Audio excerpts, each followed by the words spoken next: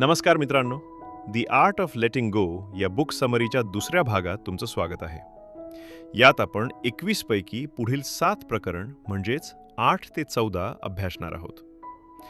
तरी व्हिडिओ जर माहितीपूर्ण वाटला तर लाईक, कमेंट आणि चॅनल सबस्क्राईब करायला विसरू नका. चला तर मग सुरू करूया.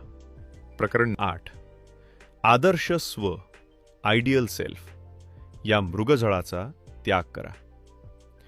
स्वतःच्या कल्पनेतल्या परफेक्ट प्रतिमेचा पाठलाग करणे थांबवा, तरच तुम्ही आजच्या सुखाचा आनंद घेऊ शकाल. आपल्या प्रत्येकाच्या मनात एक आदर्श मी असतो. एक अशी व्यक्ती जी श्रीमंत आहे, जिचे शरीर पिळदार आहे, जिने वयाच्या 25व्या वर्षी सर्व काही साध्य केले आहे. पण हा आदर्श तुम्ही प्रत्यक्षात अस्तित्वात नसून ते केवळ एक मृगजळ आहे. अनेक लोक आयुष्यभर एकाच वाक्याने दुःखी राहतात. मी आत्तापर्यंत इतकं कमवायला हवं होतं, किंवा मी अमुक व्यक्तीसारखा दिसायला हवा होतो. मुळात हे असायला हवं होतं तुम्हाला वर्तमान काळातील आनंदापासून दूर ठेवते. तुम्ही स्वतःसाठी लावलेले हे निकष तुमचे स्वतःचे नसून समाजाच्या दबावातून आलेले असतात. जेव्हा वास्तव आणि तुमची कल्पना यात अंतर पडते, तेव्हा न्यूनगंड आणि नैराश्य जन्माला येते. जेव्हा तुम्ही स्वतःची तुलना दुसऱ्याच्या आयुष्याशी करता, तेव्हा तुम्ही तुमच्या स्वतःच्या प्रवासाचा अपमान करत असता. सोशल मीडियावर कोणाचे तरी घर किंवा गाडी पाहून आपण दुःखी होतो, पण त्यामागे त्यानं केलेला संघर्ष किंवा त्याचे नशीब आपल्याला माहीत नसते. दुसऱ्याच्या यशाचा स्वीकार करणं आणि स्वतःच्या मर्यादांचा स्वीकार करणं हेच खऱ्या अर्थानं मोकळे होणं, अर्थात लेटिंग गो आहे. तुम्ही जसे आहात त्याचा स्वीकार करा. स्वीकृती म्हणजे प्रगती थांबवणं नव्हे, तर स्वतःला आहे तसे मान्य करणे होय. स्वतःला कायम म्हणत रहा, मी आज जो आहे, जसा आहे तसा मी स्वतःचा स्वीकार करतो.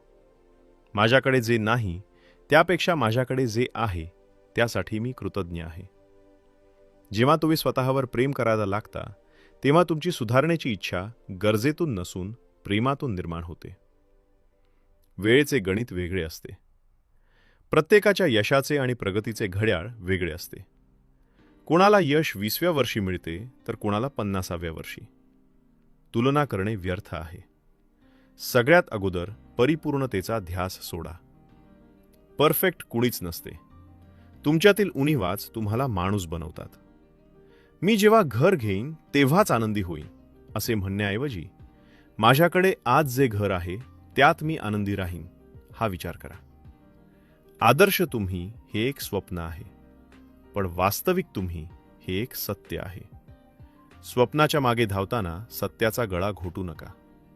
तुम्ही जसे आहात तिथेच तुमची शांतता दडलेली आहे. प्रकरण 9, अनावश्यक आश्वासनं देणे थांबवा. दुसऱ्याला हो म्हणताना तुम्ही स्वतःला नाही तर म्हणत नाही ना, याचा विचार करा. अनेकांना नाही म्हणायला भीती वाटते. समोरच्याला वाईट वाटेल किंवा आपले संबंध बिघडतील या भीतीनं आपण अशी कामं स्वीकारतो जी आपल्याला करायची नसतात. पण ही सवय कालांतरानं आपल्या मानसिक तणावाचे मुख्य कारण बनते. जेव्हा तुम्ही प्रत्येक गोष्टीला हो म्हणता, तेव्हा तुम्ही तुमच्या वेळेवरचा आणि ऊर्जेवरचा ताबा गमावता. तुम्ही दुसऱ्याच्या गरजा पूर्ण करण्यात इतके व्यस्त होता की तुमच्या स्वतःच्या महत्त्वाच्या कामांसाठी तुमच्याकडे वेळ उरत नाही. चुकीच्या वेळी दिलेले हो हे नंतर अर्धवट राहिलेल्या कामापेक्षा जास्त घातक असते. माणूस म्हणून आपल्याकडे मर्यादित वेळ आणि ऊर्जा आहे. प्रत्येकाला मदत करणं चांगले आहे, पण स्वतःला जाळून दुसऱ्याला प्रकाश देणं शहाणपणाच नाही. तुमची प्राथमिकता काय आहे हे ठरवा. जर एखादे काम तुमच्या ध्येयाशी जुळत नसेल तर ते नम्रपणे नाकारणे हेच तुमच्या प्रगतीसाठी चांगले आहे. नाही म्हणण्याची कला शिका. नाही म्हणणे म्हणजे उद्धटपणा नव्हे, तर ती एक बाउंड्री आहे. मला तुला मदत करायला नक्कीच आवडलं असतं, पण सध्या माझ्याकडे इतर काही महत्त्वाची कामं आहेत, त्यामुळे मी यासाठी वेळ देऊ शकणार नाही असे स्पष्टपणे सांगा. स्पष्ट नकार हा खोट्या आश्वासनापेक्षा नेहमीच श्रेष्ठ असतो. यामुळे समोरच्या व्यक्तीचा गोंधळ होत नाही आणि तुमचा आदर वाढतो. यामुळे तुमचं आयुष्य सोपे कसे होते? जेव्हा तुमच्याकडे कामाचा अतिरेक नसतो तेव्हा तुम्ही शांत राहू शकता. कमी कामे हातात घेतल्यावर तुम्ही ती अधिक चांगल्या प्रकारे पूर्ण करू शकता. नाही म्हटल्यामुळे जो वेळ वाचतो तो तुम्ही तुमच्या छंदांसाठी किंवा कुटुंबासाठी वापरू शकता. आता प्रश्न पडतो की नाही कसं म्हणावं? कोणालाही लगेच उत्तर देण्याऐवजी मी विचार करून सांगतो असे म्हणा. यामुळे तुम्हाला तुमच्या वेळेचा अंदाज घेता येईल. स्वतःची किंमत ओळखा. तुमचा वेळ मौल्यवान आहे. तो प्रत्येकासाठी विनामूल्य उपलब्ध करून देऊ नका. तुमचे हो तेव्हाच मौल्यवान ठरेल जेव्हा तुमच्याकडे नाही म्हणण्याची ताकद असेल. स्वतःच्या सीमा निश्चित करा आणि तणावमुक्त आयुष्य जगा. प्रकरण 10. अपराधीपणा आणि लाज यांचा प्रभाव ओळखा. भूतकाळ ही शिकण्याची शाळा आहे. तिथेच राहण्यासाठी ते तुमचं घर नाही.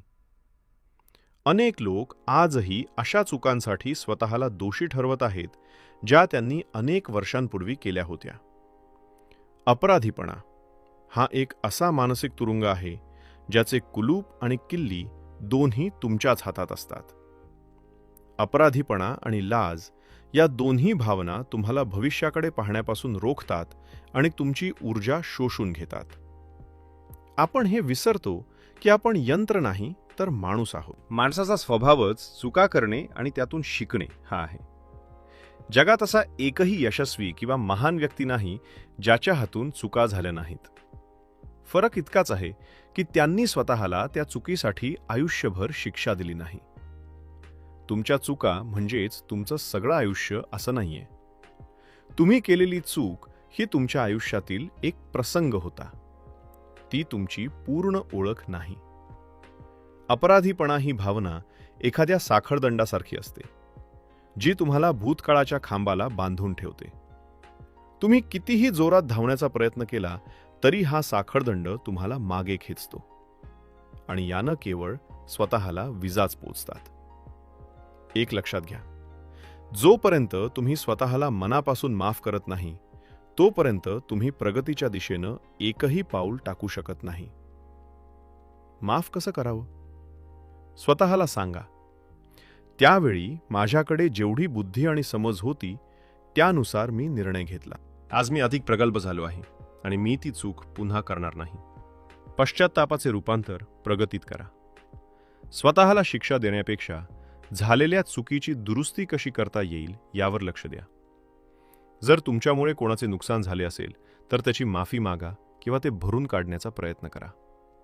पण एकदा तो प्रयत्न केला की मग तो विषय तिथेच सोडून द्या.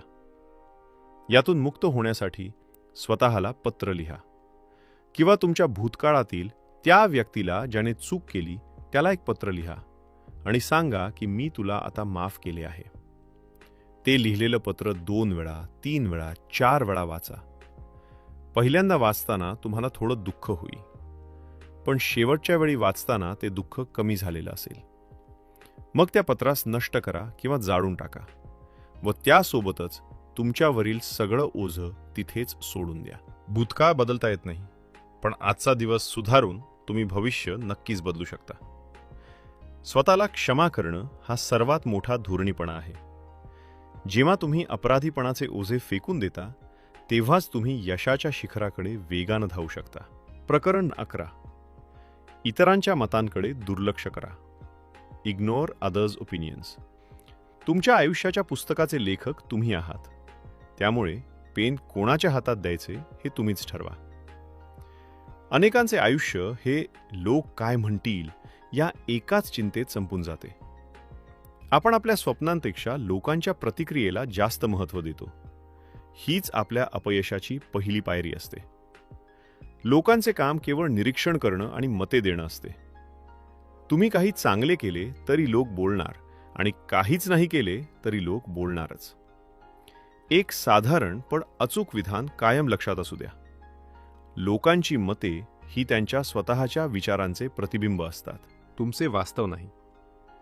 जर तुम्ही एखादा व्यवसाय सुरू केला तर सुरुवातीला काही लोक तुमची थट्टा करतील, पण जेव्हा तुम्ही यशस्वी व्हाल तेव्हा तेच लोक सांगतील की मला माहीत होतं तू नक्कीच काहीतरी मोठं करणार.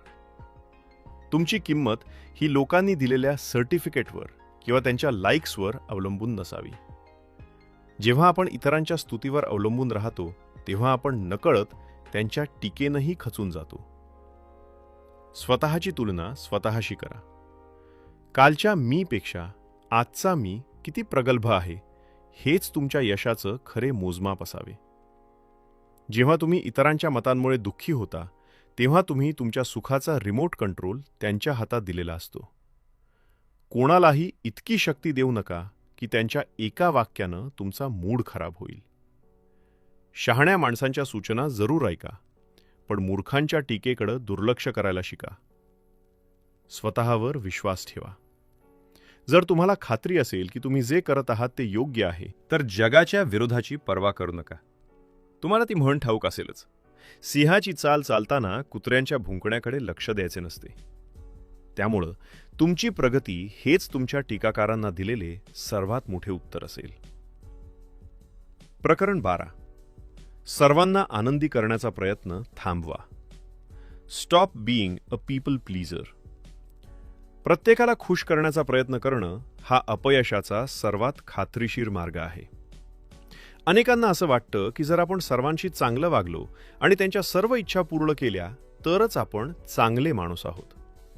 पण या प्रयत्नात आपण स्वतःचा आनंद आणि शांतता हरवून बसतो. हे वास्तव स्वीकारणं खूप गरजेचे आहे की तुम्ही कितीही प्रयत्न केले तरी या जगात असा एकही व्यक्ती नाही ज्याच्यावर प्रत्येकजण खुश असेल. प्रत्यक्ष ईश्वराच्या बाबतीतही लोकांच्या तक्रारी असतात, तर आपण तर सामान्य माणसे आहोत.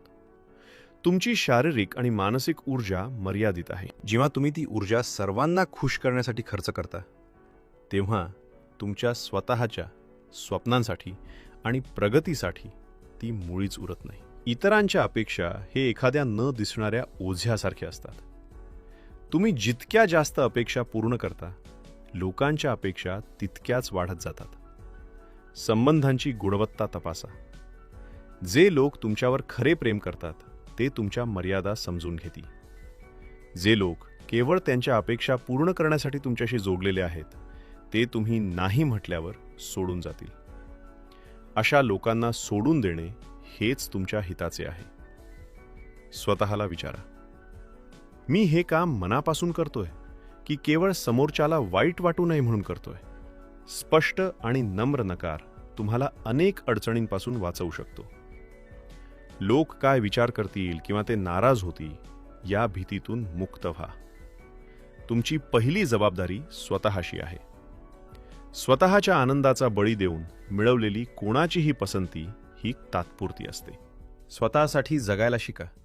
जग आपोआप तुमचा आदर करायला लागेल. प्रकरण 13.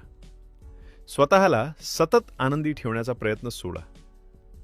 कधीतरी उदास असण्यात काहीच गैर नाही, कारण आपण माणूस आहोत, मशीन नाही. आपल्याला नेहमी असं वाटतं की आपण 24 तास आनंदी, उत्साही आणि सकारात्मक दिसलो पाहिजे. यालाच टॉक्सिक पॉझिटिव्हिटी म्हणतात.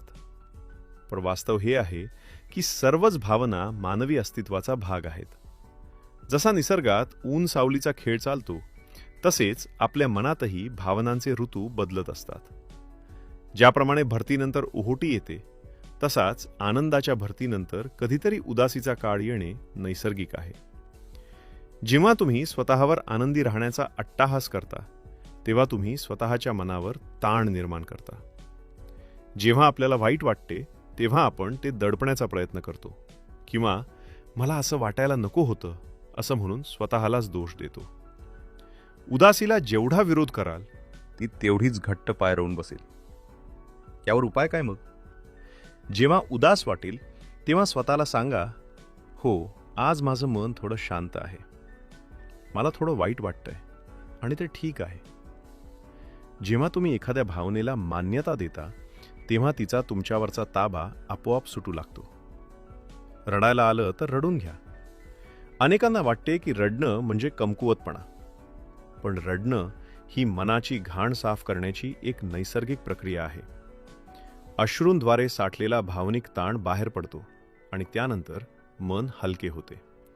नेहमी हसत राहण्याचा प्रयत्न करणं थकवणारे असते. तुम्ही जेव्हा इतरांसमोर खोटा आनंदाचा मुखवटा लावता तेव्हा तुम्ही स्वतःपासून दूर जाता. तुमच्या आयुष्यातील प्रत्येक क्षण हा इंस्टाग्राम रीलसारखा परफेक्ट असू शकत नाही आणि असावा अशी गरजही नाही. हे सगळं कसं करावं ते समजून घेऊ. जर आज काहीच करावंसं वाटत नसेल तर स्वतःला तो वेळ द्या. सक्तीनं काम करू नका. निसर्गाशी जोडा. उदास असताना निसर्गात वेळ घालवा. निसर्ग आपल्याला शिकवतो की झाडाची पाने गळणे हे नवीन पालवी येण्यासाठी गरजेचे असते. मनाशी संवाद करा. आज मला असं का वाटतंय याचा विचार शांतपणे करा, पण स्वतःवर टीका न करता. एक गोष्ट लक्षात घ्या, नेहमी आनंदी राहणे हे ध्येय नसून प्रत्येक भावनेचा आदर करणे हे खरे ध्येय असले पाहिजे. पाऊस पडल्याशिवाय इंद्रधनुष्य दिसत नाही, तसेच थोड्या उदासीशिवाय आनंदाची किंमत समजत नाही. प्रकरण 14. निर्णय घेण्याच्या प्रक्रियेची तपासणी करा. Refining decision making. चुकीचा निर्णय घेण्याची भीती ही प्रगतीच्या मार्गातील सर्वात मोठा अडथळा आहे. अनेक लोक निर्णय घेऊ शकत नाहीत कारण त्यांना परिणामांची भीती वाटते. लेटिंग गो न जमण्याचे हे लक्षण आहे. आपण भविष्यातील परिणामांना इतके घट्ट पकडून ठेवतो की वर्तमान काळात पाऊल उचलणेच विसरतो. जेव्हा आपण म्हणतो की माझा निर्णय चुकला तर लोक काय म्हणतील किंवा माझं नुकसान झालं तर काय होईल, तेव्हा आपण प्रक्रियेपेक्षा परिणामावर जास्त लक्ष केंद्रित करतो. कोणताही निर्णय 100% अचूक असेलच याची शाश्वती कोणीही देऊ शकत नाही.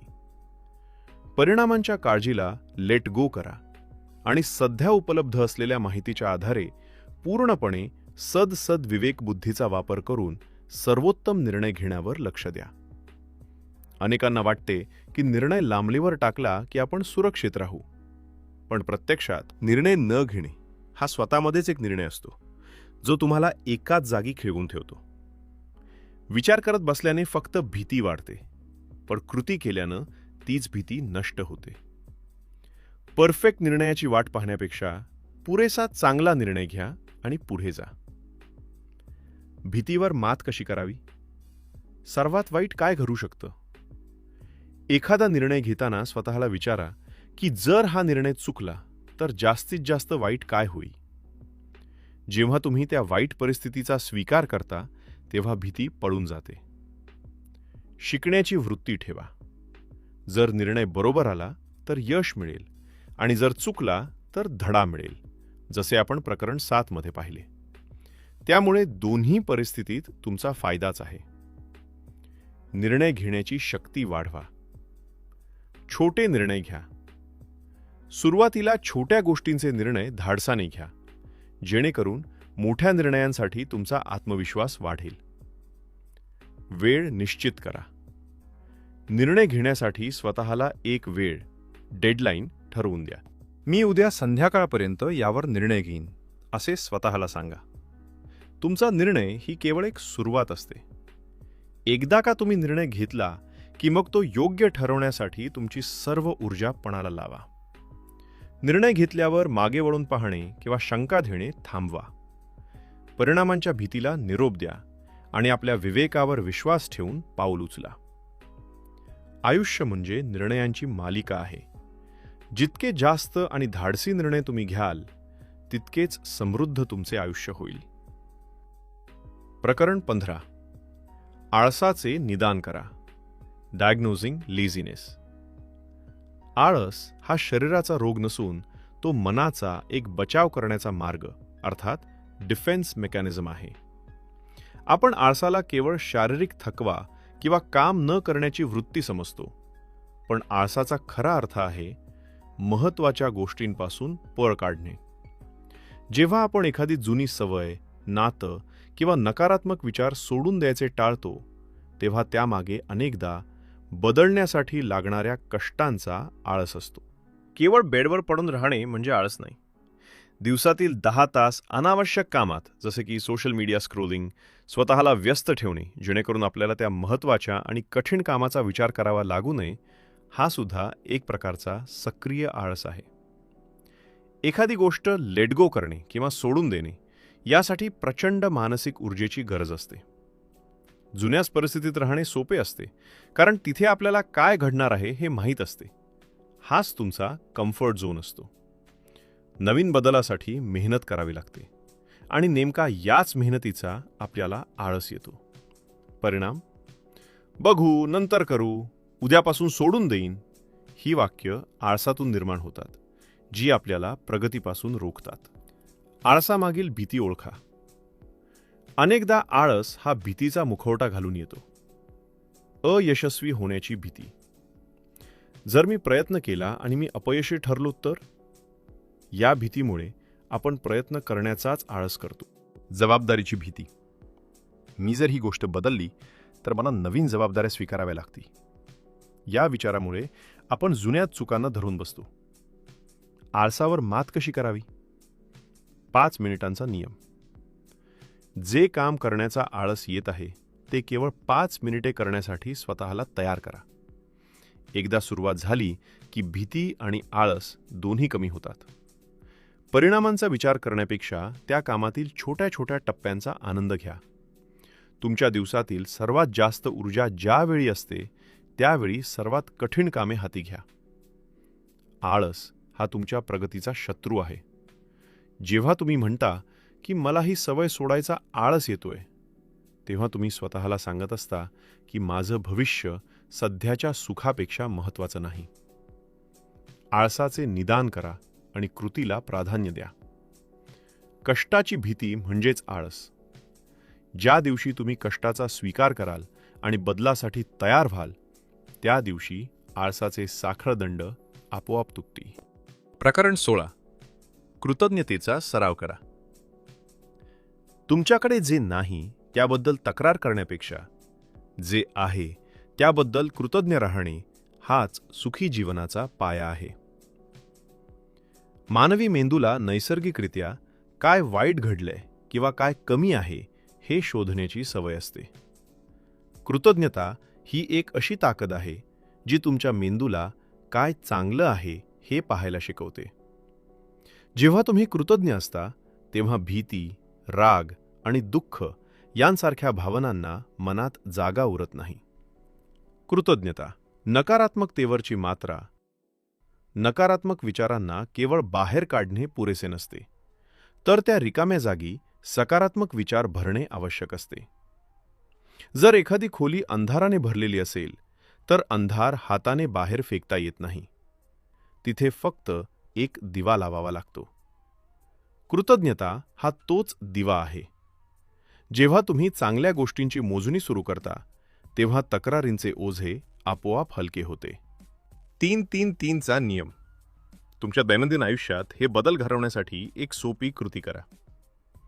रात्री झोपण्यापूर्वी अशा 3 गोष्टींची आठवण करा ज्या आजच्या दिवसात चांगल्या घडल्या. मग ती गोष्ट कितीही छोटी का असेना, एखाद्याने केलेले कौतुक, आवडीचे जेवण किंवा कामात मिळालेले छोटेसे यश. परिणामी यामुळे तुमचा मेंदू स्कॅनिंग मोडमध्ये जातो. तो दिवसभरातील वाईट घटना गाळून फक्त चांगल्या आठवणी साठवून ठेवतो. यामुळे शांत झोप लागते आणि सकाळचा उत्साह वाढतो. आपल्याला अभावाकडून प्रभावाकडे जाण्याचा प्रवास करायचा आहे. अभावाचा विचार. माझ्याकडे गाडी नाही, चांगलं घर नाही, माझे फॉलोअर्स वाढत नाहीत, हे दुःख देते. प्रभावाचा विचार.